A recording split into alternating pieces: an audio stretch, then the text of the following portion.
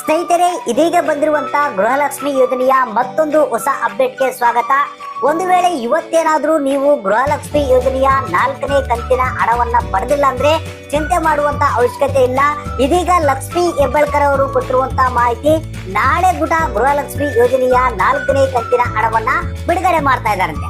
ಹಾಗಾದ್ರೆ ಇದೊಂದು good news ಅಂತಾನೆ ಹೇಳ್ಬೋದು. ಯಾಕಂದ್ರೆ ಇವತ್ತ ಬಹಳಷ್ಟು ಮಂದಿ 4ನೇ ಕಂತಿನ ಹಣಕ್ಕಾಗಿ ಕಾಯ್ತಾ ಇದ್ದಾರೆ.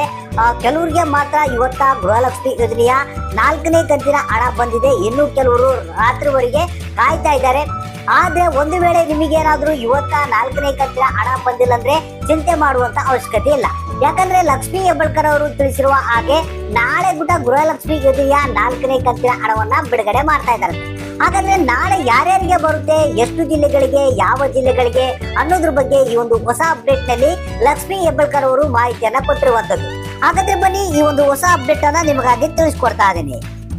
ಹೌದು ಸ್ನೇಹಿತರೆ, ಇದೀಗ ಬಂದಿರುವಂತಹ ಒಂದು ಲೇಟೆಸ್ಟ್ ನ್ಯೂಸ್ ಇದು. ಲಕ್ಷ್ಮಿ ಹೆಬ್ಬಾಳ್ಕರ್ ಅವರೇ ಖುದ್ದಾಗಿ ಮಾಹಿತಿಯನ್ನ ಮಾಧ್ಯಮದವರೊಂದಿಗೆ ತಿಳಿಸಿರುವಂತ ಮಾಹಿತಿ ಇದು.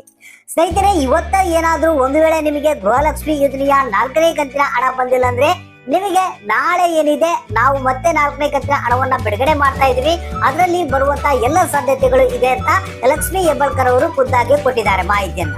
ಸ್ನೇಹಿತರೆ, ಹಾಗಾದ್ರೆ ನಾಳೆ ಎಷ್ಟು ಜಿಲ್ಲೆಗಳಿಗೆ ಅಂದ್ರೆ 11 ಜಿಲ್ಲೆಗಳಿಗೆ. ಹೌದು ಸ್ನೇಹಿತರೆ, ನಾಳೆ 11 ಜಿಲ್ಲೆಗಳಿಗೆ ಗೃಹಲಕ್ಷ್ಮಿ ಯೋಜನೆಯ 4ನೇ ಕಂತಿನ ಹಣ ಬರುತ್ತೆ ಅಂತ. ಒಂದು ವೇಳೆ ನಿಮಗೆ ಇವತ್ತ ತಿಳಿಸಿರುವಂತ ಮಾಹಿತಿ ಪ್ರಕಾರ ಇವತ್ತ ಯಾರಿಗಾದ್ರೂ ಗೃಹಲಕ್ಷ್ಮಿ ಯೋಜನೆಯ 4ನೇ ಕಂತಿನ ಹಣ ಬಂದಿಲ್ಲ ಅಂದ್ರೆ ಈಗ ನಾಳೆ 11 ಜಿಲ್ಲೆಗಳಿಗೆ ಬಿಡುಗಡೆ ಆಗ್ತಾ ಇದೆ. ಆ ಒಂದು 11 ಜಿಲ್ಲೆಗಳಲ್ಲಿ ನೀವೇನಾದ್ರೂ ಇದ್ರೆ ನಿಮ್ಗೆ ಹಣ ಬಂದಿಲ್ಲ ಅಂದ್ರೆ ನಾಳೆ 100% ಬರುತ್ತೆ.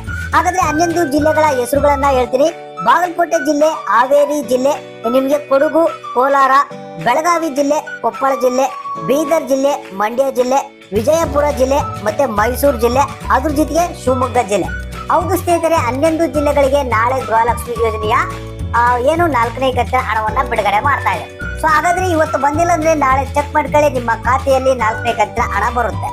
ನಾಳೆ 11 ಗಂಟೆ ಮೇಲ್ಪಟ್ಟು ಅಂತ ಹೇಳಿದರೆ 11 ಗಂಟೆ ಮೇಲ್ಪಟ್ಟು ಯಾವ ಸಂದರ್ಭದಲ್ಲಿ ಬೇಕಾದ್ರೂ ನಿಮಗೆ ಗೃಹಲಕ್ಷ್ಮಿ ಯೋಜನೆಯ 4ನೇ ಕಂತಿನ ಹಣ ಬರುತ್ತೆ. ಹಾಗಾದ್ರೆ ಯಾರ್ಯಾರಿಗೆ ಇವತ್ತ ಬಂದಿದೆ ಮತ್ತೆ ಇವತ್ತು ಬಂದಿಲ್ಲ ಅಂದ್ರೆ ನಾಳೆ ಯಾರ್ಯಾರಿಗೆ ಬರ್ತಾ ಇದೆ, ಯಾರ್ಯಾರಿಗೆ ಬಂದಿಲ್ಲ ಅನ್ನೋದನ್ನ ತಪ್ಪದೆ ಕಮೆಂಟ್ ಬಾಕ್ಸ್ ಮುಖಾಂತರ ನಮಗೆ ತಿಳಿಸಿ.